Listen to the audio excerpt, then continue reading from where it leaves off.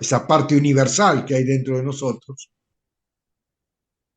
tienen un poder enorme sobre la individualidad. Esos miedos ancestrales. Miedos ancestrales.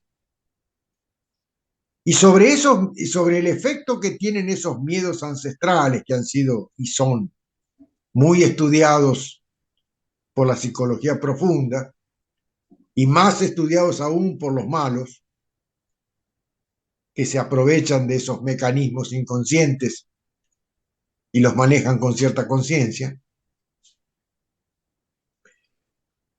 Esas fuerzas poderosas, esos malos las aprovechan para la vida actual, para la vida presente, para la historia presente. Mirá, por ejemplo, cómo cambió la conducta argentina con la experiencia militar, con los desaparecidos, con toda esa época que nosotros vivimos, que fue nuestra época de juventud, los años 70, toda aquella locura.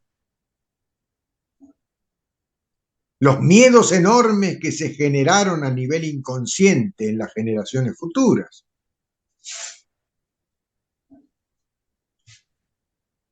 El miedo a la autoridad, mala vida, tuvo un impacto poderoso en la conducta argentina. El miedo de esa autoridad mala vida y sus consecuencias generó consecuencias en la conducta, el miedo de. Y a partir de ahí se desarrollan comprensiones que no son comprensiones. Se deja de comprender el sentido que tiene la autoridad real, no la mala, la autoridad real, y resulta que todo lo que tiene jerarquía se transforma en un demonio. Y así es como se han perdido los valores jerárquicos en nuestra cultura, en nuestra sociedad. Se ha dejado de respetar la autoridad, porque toda autoridad ejercida a través de la imposición, que es muy más común de lo que uno imagina, ¿no? Ese concepto patriarcal de la educación, de la cultura, que todavía subsiste a pesar de, bueno, tiene ciertos parentescos a nivel del inconsciente con esa figura del militar malvado, capaz de cometer las peores atrocidades para imponer su voluntad.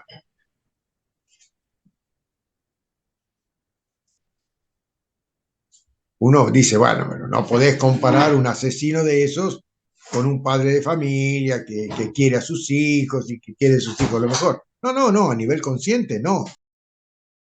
Pero allá en lo profundo del inconsciente esas locuras se dan, esas comparaciones que son más, hay una palabra que define eso, el inconsciente trabaja mucho por esas sintonías, ¿no? Onomatopéyicas, ¿no? Es decir, yo me acuerdo cuando estábamos en los movimientos estudiantiles allá en los años 70 en La Plata, yo me acuerdo cómo trabajaban los grupos que organizaban todas esas marchas. Cuando empezaban a saltar, ¿cómo era? El que no salta es un gorilón, el que no salta es un gorilón. Y todo el mundo saltaba y saltaba y saltaba y todos gritando con las caras pintadas de alegría, que mira vos, ¿no? El que no salta es un gorilón, una fiesta, el que no salta es un gorilón, el que no, y al final derivaban en Perón, Perón, Perón. Bueno, mirá la inducción, eso es conocimiento de la psicología profunda. Mira vos la inducción cómo te lleva a convicciones, entre comillas.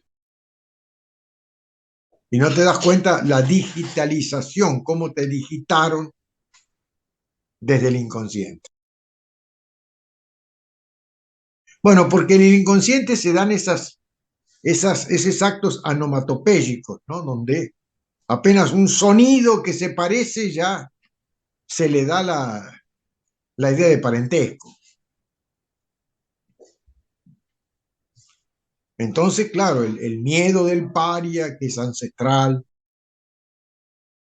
el miedo de la autoridad, que también viene de una autoridad militar desde las épocas primitivas, en que se hicieron las primeras organizaciones tribales, desde esos tiempos viene la ley del más fuerte y la autoridad que se impone. Y hay memorias ancestrales, memorias de la humanidad, de las violencias con que esa autoridad generalmente se impusieron. Uno a veces tiene imágenes, bueno, que son teatralizadas en esta época, del circo romano, ahí donde los gladiadores peleaban a muerte, ¿no? Sí, iba el pueblo, iba a divertirse con eso. Y se ponían a favor de uno, a favor de otro, y bueno, y cuando a uno le cortaban la cabeza, ahí gritaban los que habían ganado, felices. Y eso tiene cierta reminiscencia en un partido de fútbol hoy. Algo de eso está en lo profundo del inconsciente, del que se identifica con la lucha deportiva. No es solo una lucha donde se festeja el que gana y bueno, el que pierde se amarga un poco. Durante la lucha está el gladiador o los gladiadores. Allá a nivel inconsciente, y la lucha es más vivida en términos de los gladiadores que en términos de los jugadores. Las pasiones. Las pasiones vienen de ahí.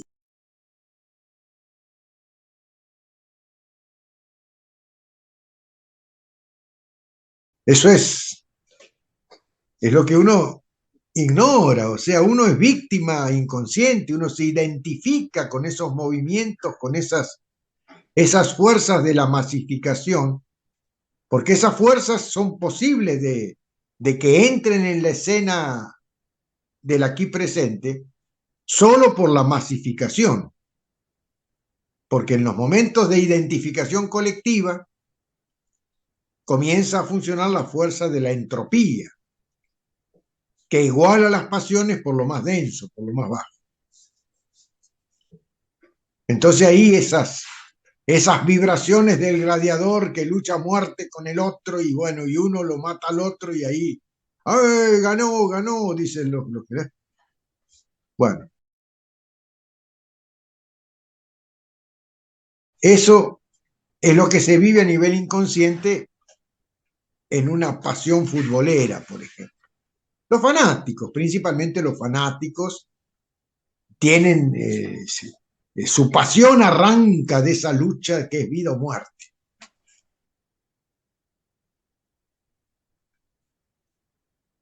Bueno, hoy las luchas ideológicas están adquiriendo esa connotación de vida o muerte. O gano yo y el otro muere, o sucede al revés, gana el otro y muero yo. Bueno, es momento de parar.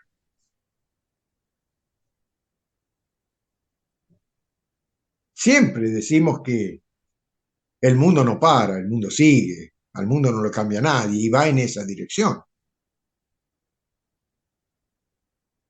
Pero nos debemos al mundo pequeño, al nuestro,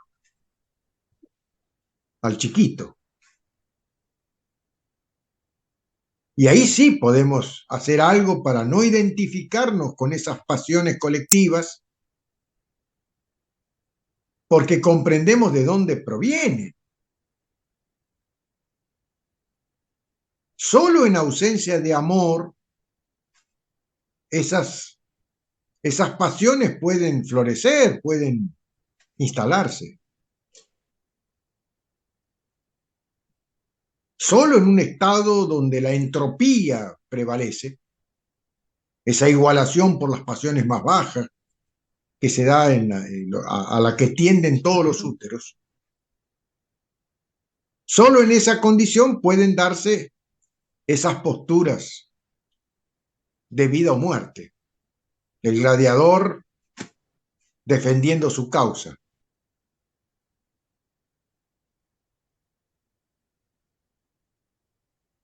Bueno, no tenemos que desear eso para nuestro pequeño mundo.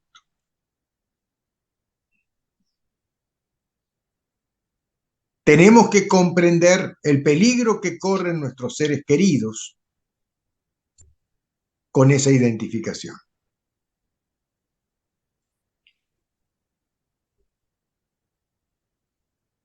Principalmente con relación a los valores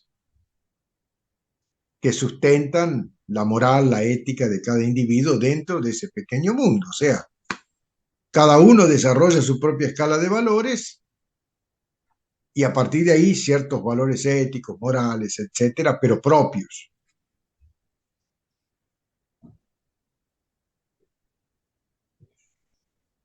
Es importante que esos valores se deriven de la conciencia de cada uno,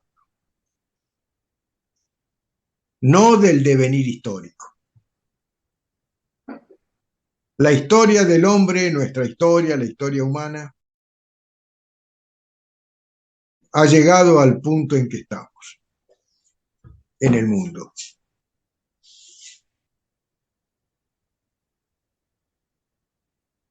Es importante parar y mirar, pararse y mirar, pero con los dos ojos, no con uno solo. Y mirar cómo está el mundo, no ahí a 10 metros del ombligo, no. Mirar el mundo, el planeta como un todo, en qué vibración dialéctica está en guerra. Y en una guerra, a ver, en una guerra histérica. Mirá, por ejemplo, ahí en Francia. En Francia, unos días atrás ganó la extrema derecha las elecciones, ganó Le Pen ahí. Un par de semanas después quedó en tercer lugar y ganó la extrema izquierda. O sea, eso es histeria. Y no sé si hacen otra elección de aquí 2 meses, ¿en qué da? Porque así estamos.